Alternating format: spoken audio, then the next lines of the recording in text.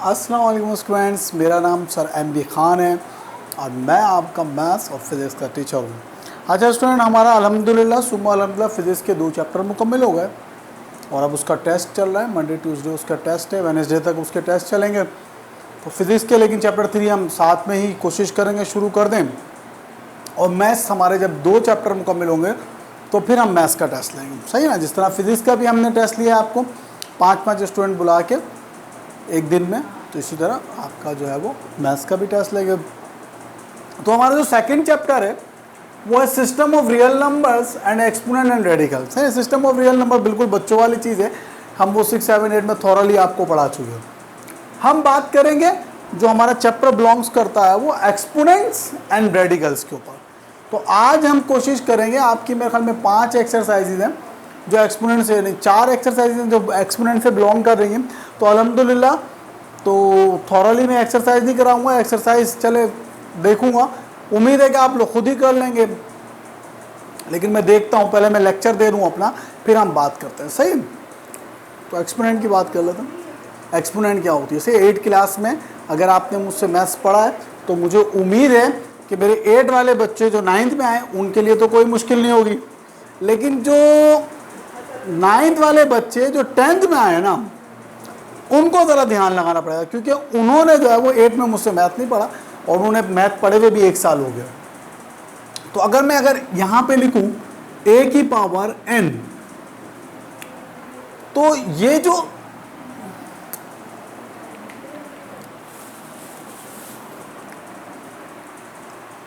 a होता है ना, a, ये क्या होती है? बेस कहते हैं इसे। हम क्या कहते हैं? बेस। क्या कहते हैं? बेस।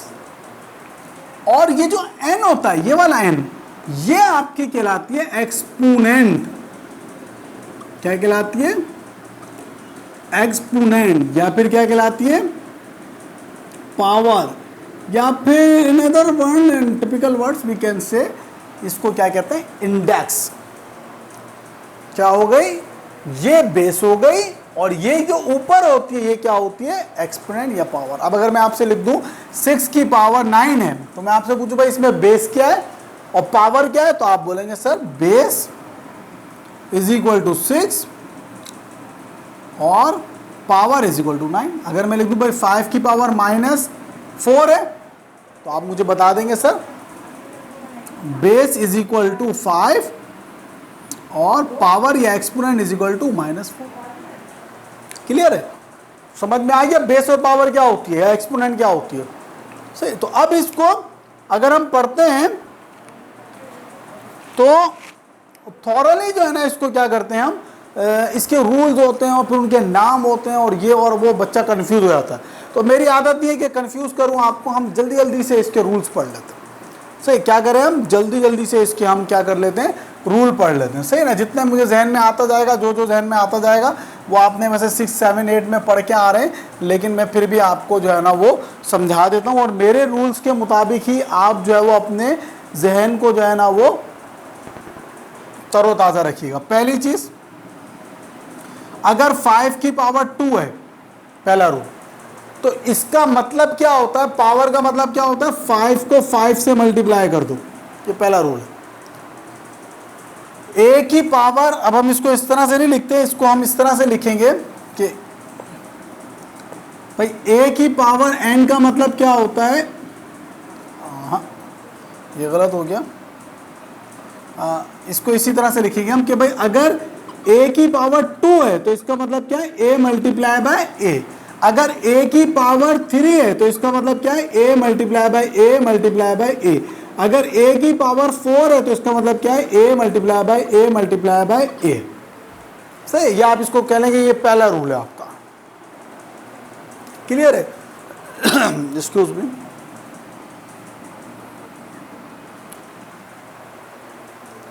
अब इसका मतलब ये हुआ कैसे? कैसे हुआ देखें, जरा समझिएगा बात को। मैं इसको उल्टा लिखता हूं, a की पावर a। मैं आपको बोलता हूं इसको सॉल्व करें, ये दूसरा रूल है। मैं आपको करता हूं कि आप इसको सॉल्व करें, तो एक रूल है कि भाई अगर बेस सेम हो अगर दो चीजें हो और उनकी बेस सेम हो तो और वो आपस में मल्टीप्लाई हो रहे हैं तो उनकी पावर क्या हो जाती है, जमा हो जाती है। क्या हो जाती है उनकी पावर क्या होती है, जमा हो जाती है। तो जब कोई पावर नहीं होती तो कितनी होती है, 1, और इसकी भी पावर क्या थी, 1 थी। तो ये क्या हो गया आपका 1 + 1, तो कितना हो गया, a की पावर 2 हो। समझ में आ रही है बात। तो ये a की पावर 2 का मतलब a मल्टीप्लाई बाय a कैसे हुआ, वो ऐसे हुआ कि ये एक अलजबरा का रूल है कि जब बेस सेम होगी तो पावर क्या हो जाएंगी, जमा हो जाएगी। या आप कह लेंगे रूल ऑफ एक्सपोनेंट है। एक्सपोनेंट का क्या रूल है, जब बेस सेम होगी, एक सेम मतलब मेरा क्या, एक जैसी। अगर यहां पे 5 की पावर 2 है मल्टीप्लाई बाय 5 की पावर 3 है तो बेस सेम है, कितना हो जाएगा, 2 + 3, 5 की पावर कितनी हो जाएगी, 5 हो जाएगी। समझ में आ रही है बात आपकी या नहीं आ रही। क्या है, 5 की पावर 2 मल्टीप्लाई बाय 5 की पावर 3, तो इसकी बेस सेम थी तो पावर क्या हो जाएगी, जमा हो जाएगी। ये जो मैं आपको रूल्स बता रहा हूं उसको अपने जहन में बिठाते जाए। फिर ये आपकी 5 एक्सरसाइज इन्हीं रूल्स के ऊपर जो है ना वो डिपेंड कर रही है। सही है, मैं आज के लेक्चर में इंशाल्लाह सारे रूल आपको आज के लेक्चर में बता दूंगा। फिर हम एक्सरसाइज करते जाएंगे, उसके 1-2 सवाल कर लेंगे, बाकी सारी एक्सरसाइज आपने खुद करनी। इस चैप्टर से, चैप्टर 2 से 2.7 से क्वेश्चन आते हैं और 2.8 से आते हैं। सही ना, बाकी तो सारी आपकी बेस बना रहे हैं या आपको मेमोरी रिकॉल करा रहे हैं 6, 7, 8 के मैथ्स की। इसी तरह से रूल नंबर 3, अगर बेस सेम है, हम इसको इस तरह से ले लेते हैं कि a की पावर 2 और a की पावर यहां पे 3 कर लेते हैं, यहां पे 2। तो अब पावर क्या हो जाएगी, बेस सेम है और लेकिन क्या हो रहा है, डिवाइड हो रहा है, मल्टीप्लाई नहीं हो रहा बल्कि क्या हो रहा है, डिवाइड हो रहा है। बेस सेम है तो अब पावर क्या हो जाएगी, माइनस हो जाएगी, यानी कि 3 - 2 कितना आ गया, a। इसको हम इधर भी देख लेते हैं, जैसे कि अगर 5 की पावर 3 डिवाइडेड बाय 5 की पावर 2 है तो ये कितना हो जाएगा, 3 - 2, 5 की पावर 1। क्या पता चला कि भाई एक तो ये अगर a की पावर 2 हो तो उसको लिखेंगे कैसे, उसको उतनी दफा लिख देंगे। इसका इस तरह से भी समझें इसको कि भाई अगर 5 की पावर 2 है तो 5 की पावर 2 का मतलब 10 नहीं होगा, 5 2 = 10। सही है, 5 की पावर 2 का मतलब क्या होगा, 5 मल्टीप्लाई बाय 5 = 25। अगर 5 की पावर 3 है तो इसका मतलब ये नहीं कर दिया 5 किया 15 आंसर करके बैठ गए, ऐसा नहीं करना है। बल्कि 5 की पावर 3 का मतलब क्या है, 5 मल्टीप्लाई बाय 5 मल्टीप्लाई बाय 5, 5 5 = 25, 5 = 125। समझ में आ रही है बात। तो पहला रूल तो हमारा इसको डिस्क्राइब करता है। दूसरा रूल में हमें पता चला अगर बेस सेम है तो पावर चाहे कुछ भी हो वो आपस में क्या होती है, जमा हो जाती है। कब, जब वो दोनों आपस में क्या हो रहे हो, मल्टीप्लाई हो रहे हो। क्या हो रहे हो, मल्टीप्लाई हो रहे हो, तब जमा होती है। और अगर बेस सेम है और वो दोनों आपस में क्या हो रहे हो, डिवाइड। इस अपॉन का मतलब क्या होता है, डिवाइड। तो वो क्या हो जाती है, पावर फिर आपस में माइनस हो जाती है। बेस का सेम होना जरूरी है, बेस सेम नहीं होती वो क्या होता है। अब रूल नंबर 5 में हम पढ़ लेते हैं। ये 3 समझ में आ गए होंगे उम्मीद है आपको।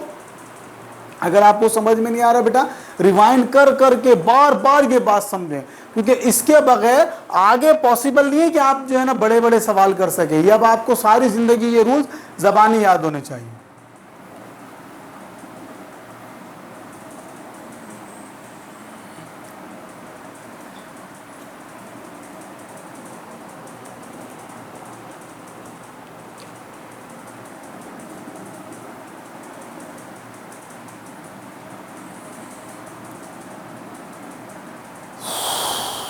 अच्छा भाई, अब रूल नंबर 4 देख लें।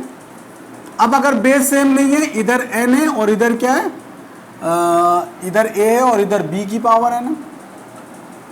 अब क्या करेंगे, अब पावर तो सेम है, बेस सेम नहीं है, तो अब क्या करेंगे, अब कुछ भी नहीं करेंगे। इसको हम क्या करते हैं, एक ब्रैकेट में लिख सकते हैं। क्या करते हैं, इसको हम एक ब्रैकेट में लिख सकते हैं। अगर आपकी बेस सेम नहीं है, पावर भले ही सेम हो या नहीं सेम हो, उससे हमारा कोई सरोकार नहीं है। देखें 5 की पावर 2 मल्टीप्लाई बाय 3 की पावर 2, हाँ पावर सेम हो तब।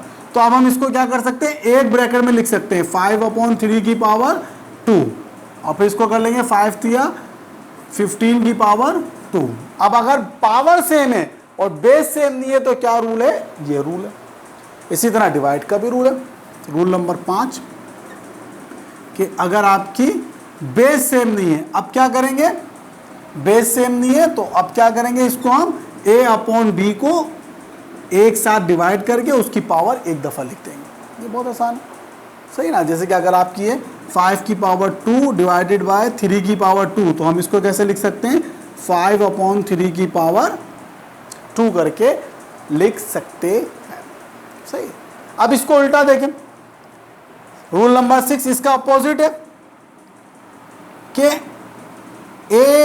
ABCD की पावर n, अगर किसी भी ब्रैकेट के अंदर पावर अप्लाई होगी, अब ये क्या है, ये एक ब्रैकेट है और इसके ऊपर n लगा हुआ, ये n इसकी पावर है, तो ये ब्रैकेट में मौजूद हर नंबर पे जाके लगेगी। कैसे, ये a की पावर भी n हो जाएगा, ये b की पावर भी n हो जाएगा, ये c की पावर भी n हो जाएगा, और ये d की पावर भी क्या हो जाएगा, n हो जाएगा। ब्रैकेट में मौजूद हर नंबर पर जाके ये पावर इसी तरह से लगती जाएगी। इसी तरह से इसको आप देख लें, 5 multiply by 3 multiply by 2 multiply by 6, और अगर इसकी पावर 2 है तो ये क्या हो जाएगा, 5 की पावर 2 मल्टीप्लाई बाय 3 की पावर 2 मल्टीप्लाई बाय 2 की पावर 2 मल्टीप्लाई बाय 6 की पावर 2, हर नंबर पे लगेगा। चाहे अब ये देखें, अगर ये ऊपर नीचे हो तब भी, जैसे कि अगर मैं आपको बना दूं भाई AXY अपॉन MN की पावर 4, अब मैं बोलूँ भाई इसको सॉल्व करो, तो जब ये सॉल्व होगा ना सिर्फ ऊपर ब्रैकेट में मौजूद हर नंबर पे जाके ये 4 लगेगा। देखिए A की पावर 4, X की पावर 4, Y की पावर 4, N की पावर 4, N की पावर 4, ब्रैकेट में मौजूद हर नंबर पे जाके ये लग जाएगा। ये कौन सा रूल था आपका, 6 रूल था। समझ में आया बेटा, जब समझ में मतलब इसको आप क्या करिएगा, बार बार रिवाइंड करके समझिएगा कि सर ने क्या कहना चाहा है आपसे। तो ये छठा रूल हो गया। ये आपकी हर एक्सरसाइज के साथ मुख्तलिफ रूल है, लेकिन मैं आपको एक साथ ही करा रहा हूँ, क्योंकि फिर जब फर्दर हम एक्सरसाइज के बारे में आपको इंशाल्लाह ताला कल से जब आपके बाद लेक्चर आएंगे तो फिर वो फर्दर मैं बताते जाऊँगा और आप करते जाइएगा। ज़रा स्पीड चलाएँ, क्योंकि मैट्रिक वाले ख़ास तौर पर 15-16 चैप्टर हैं भाई मैट्रिक में, जहन में रख लें। तो 16 चैप्टर हैं, तो वैसे ही आधा साल तो आपका गुजर चुका है, और आपके 9 के नंबर मैं फिर बता दूं आपको नहीं मिले, जो 10 में रिज़ल्ट आएगा वही 9 में उसका 3% इजाफा करके मिलेगा। तो इसलिए ज़रा तवज्जो से और ध्यान से, कितने हो गए थे, 6 हो गए थे। 7वां रूल क्या होता है, पावर की पावर हमेशा आपस में क्या हो जाती है, मल्टीप्लाई हो जाती है। सही है, 5 की पावर 2 थी, उसकी पावर 3 थी, क्या हो जाएगा, 2 3 ज़ा 6। क्या रूल है, पावर की पावर हमेशा आपस में क्या होती है, मल्टीप्लाई होती है, चाहे वो कितनी भी पावर हो। 5 की पावर 2 मल्टीप्लाई बाय 4, और फिर उसकी पावर कितनी हो गई, 5, और फिर अगर उसकी भी पावर है 6 भी है तब भी क्या हो जाएगा, ये तीनों आपस में क्या हो जाएंगी,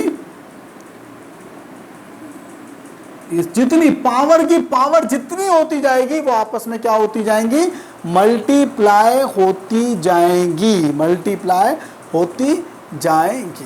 क्लियर है मेरे बच्चों। अब रूल नंबर 8 देख लें आप, सही ना। अगर पॉजिटिव नंबर की कोई पावर है, सही ना, अगर पॉजिटिव नंबर की कोई पावर है तो हमें कोई सा रुका नहीं। पॉजिटिव नंबर की पावर अगर 2 है या अगर 1, हम इसको नंबर ले लेते हैं, जैसे 2 की पावर 2 है और 2 की पावर अगर 3 है, सही ना, ये 2 सवाल है, तो अब आंसर हमेशा पॉजिटिव ही आएगा। 2 की पावर 2 कर लो तो 4 हो गया, 2 की पावर 3 कर लो तो 2 2 ज़ा 4 2 ज़ा 8 हो गया, सही। लेकिन लेकिन लेकिन अगर नंबर निगेटिव हो, अब अगर नंबर निगेटिव हो तो मेरे बच्चों ये जरा ध्यान से सुन लीजिएगा कि उसके बाद फिर हम क्या देखते हैं, अगर नंबर बेस आपकी, नंबर से बुरा मेरी क्या, बेस निगेटिव हो। अब अगर आपका पावर इवन नंबर है, कौन सा नंबर है, इवन नंबर है, तो आंसर किस में आएगा, पॉजिटिव में। और अगर ऑड नंबर है तो आंसर किस में आएगा, निगेटिव में। चाहे पावर कुछ भी हो, 3 हो 5 हो, ऑड नंबर में हो, 3 हो 5 हो 7 हो 11 हो 13 हो 103 हो 105 हो, अगर पावर 105 होगी, अब 105 क्या ऑड नंबर है क्योंकि आखिर में 5 आ रहा है, तो आंसर हमेशा किस में आएगा, निगेटिव आएगा। और अगर पावर क्या है आपकी, अगर पावर आपकी इवन नंबर हो, 2 हो 4 हो 6 हो और XYZ हो, तो हमेशा क्या आंसर आएगा आपका जो है वो पॉजिटिव आंसर आएगा। करके देख लेते हैं भाई, अगर -2 की पावर 2 कर लें, सही ना, इसको करके देख लेते हैं कि सर कैसे, भाई ये कैसे होगा। तो देखिए -2 की पावर 2 करी, तो अब आप देख लें -2 मल्टीप्लाई बाय -2 कितना हो गया, -4। अब इसी तरह से अगर आप -2 की पावर 3 करेंगी, तो -2 की पावर आप क्या करेंगे, 3 करेंगे, तो क्या हो जाएगा, -2 multiply by -2 multiply by -2, minus minus plus minus minus, 2 2 4 2 8। देखिए minus minus plus plus minus minus और 2 2 4। क्लियर है बेटा, समझ में आई बात। ये सारे रूल समझ में आते जा रहे हैं, कोई मसला तो नहीं है, आपको अच्छी तरह समझ में आ रहा है। हो सकता है 1 2 रूल मैं भूल जाऊं, तो वो फिर इंशाल्लाह ताला मैं आपको समझा दूंगा। तो क्या पता चला कि भाई इवन नंबर में पावर होगी, शर्त क्या है, बेस निगेटिव हो, तो आपका क्या होगा, पॉजिटिव आंसर आएगा। ऑड नंबर में पावर होगी तो आंसर किस में आएगा, निगेटिव आंसर आएगा। सही। इसके अलावा और भी कुछ सब रूल हैं, और वैसे बहुत सारे होते हैं मेरे जहन में, जितने आ रहे हैं मैं कराता जा रहा हूँ। इनके नाम भी हैं, लेकिन हमें नाम से कोई सरोकार नहीं, पेपर में हमसे वो नाम नहीं पूछता, पेपर में हमें डायरेक्ट सॉल्व करना होता है। अच्छा भाई, अब आप देख लें, सही ना। अब एक और कितने थे ये, 7 8 थे, 9 देख लें आप, 7 थे 8 थे, कितने थे, बहरहाल जितने भी थे। अब 9 देख लें आप, अब 9 देख लें। 9 रूल क्या है, a की पावर 0, किसी भी चीज की पावर 0 होगी, आंसर क्या आएगा आपका, 1 आएगा। 5 की पावर 0, आंसर क्या आएगा, 1। x की पावर 0, आंसर क्या आएगा, 1। 420 की पावर 0, आंसर क्या आएगा, 1। 9 2 11 की पावर 0, आंसर क्या आएगा, 1। ये मैथ का एक सिंपल रूल है कि अगर किसी भी चीज की पावर क्या हो, 0 होगी, तो आंसर हमेशा क्या आएगा मेरे बच्चों, आपका क्या आएगा, आंसर हमेशा 1 आएगा। तो ये तकरीबन मेरे ख्याल में मैंने अपने दिमाग को इस्तेमाल करते हुए तकरीबन आपकी फन समझ लें 2.5 तक आपकी कंप्लीट हो गई। समझ में आ रही बात, ये 2.5 तक जहाँ तक एक्सपोनेंट के क्वेश्चन है 2.4 तक समझ लें आपकी मैंने करा दिए। उसमें यही बस थोड़ा सा डिफरेंट टाइप है, लेकिन है यही, सही ना। क्या है, हाँ, एक और रूल नंबर 10 याद आ गया मुझे। रूल नंबर 10 है कि पावर को हमेशा कभी भी माइनस में ना छोड़ो, पावर को माइनस में ना छोड़ो। तो सर फिर कैसे, ये प्लस में, पावर का आंसर कभी भी माइनस में नहीं होगा, पावर को कभी भी माइनस में नहीं छोड़ो। आप क्या करोगे, जब इसके नीचे कुछ भी नहीं है, 1 है, इसको ऊपर ले दो। पावर जब ऊपर जाती है तो अपना साइन बदल लेती है, ऊपर नीचे जाती है साइन, तो ये 1 ऊपर चला गया। ये 3 की पावर जब नीचे आएगी, -2 जब नीचे आएगी, प्लस की हो जाएगी। सही है, ये एक बहुत ही इंपॉर्टेंट रूल था, शुक्र है मुझे याद आ गया। अब जैसे कि अगर मैं बोलूँ n की पावर -2 है और n की पावर -4 है, अब मुझे इनको पावर को माइनस में नहीं, आंसर में कभी भी माइनस में नहीं छोड़ सकते। तो आप क्या करोगे, n को ऊपर ले जाओगे तो ऑटोमेटिकली इसकी पावर पॉजिटिव हो जाएगी, और n को नीचे ले आओगे तो ऑटोमेटिकली इसकी पावर भी क्या हो जाएगी, पॉजिटिव हो जाएगी। सही है मेरे बच्चों, एक ये रूल है। इंशाल्लाह तबारक तआला जब हम एक्सरसाइज कराएंगे तो मुझे उम्मीद है कि जो भी रूल मुझे समझ में आते गए तो वो मैं आपको कराता जाऊंगा बेटा। तो कोशिश करिएगा 2.1 कम से कम जो है ना, आपका होमवर्क मैं दे रहा हूँ 2.1 कर लीजिएगा, वरना कल के लेक्चर में मैं फिर बुक उठा लूँगा और बुक से देख लूँगा कि भाई 2.1 में क्या है, 2.2 में क्या है, 2.3 के कुछ सवालात करा दूँगा, तो उम्मीद है कि वो आपको समझ में आ जाएंगे। तो मुझे उम्मीद है आपको ये एक्सपोनेंट वाला रेडिकल क्या होता है इंशाल्लाह तबारक ताला कोशिश करेंगे ये कल के लेक्चर में एक्सपोनेंट से मुतालिक जितनी एक्सरसाइज हैं बुक की वो सारी मुकम्मल कर लें, और फिर रेडिकल जो है वो हमारा परसों के लेक्चर में इंशाअल्लाह तबारक ताला रेडिकल से मुतालिक जो एक्सरसाइज हैं वो कर लेंगे, और फिर हम अपनी मेन जो एक्सरसाइज हैं 2.7 और 2.8 बेसिकली बोर्ड में यही आती हैं, 2.7 और 2.8। नाइन्थ में 9-10 चैप्टर हैं तो उसमें शायद ये छोटी छोटी बच्चों वाली एक्सरसाइज आ जाएँ, इसीलिए मैं ये बच्चों वाली एक्सरसाइज करा रहा हूँ। यकीन करें कि लास्ट ईयर और उससे लास्ट ईयर मैं डायरेक्ट बच्चों को ये ऐसी 2 लेक्चर में समझाता हूँ, एक्सपोनेंट एक दिन रेडिकल समझाता हूँ और बड़े सवालों पे आ जाता हूँ। लेकिन अब क्योंकि 9th में भी और 9th में सिर्फ 10 चैप्टर हैं, आपके 15 चैप्टर हैं मैट्रिक वालों 10 क्लास वालों, तो इसीलिए मुझे जो है वो अब ये जो छोटी छोटी एक्सरसाइजेज भी हैं जो आप खुद कर सकते हैं वो भी मैं इंशाअल्लाह ताला पूरी नहीं कराऊंगा, थोड़ा सा आपको ओवर व्यू दूंगा, और उम्मीद है कि आप फिर वो खुद करिएगा, कोशिश करिएगा 2.4 तक जिन बच्चों से हो सके वो कर ले, सही ना। तो मुझे उम्मीद है कि आज का लेक्चर आपकी समझ में आएगा। अपना बहुत ख्याल रखिएगा। अल्लाह हाफिज़।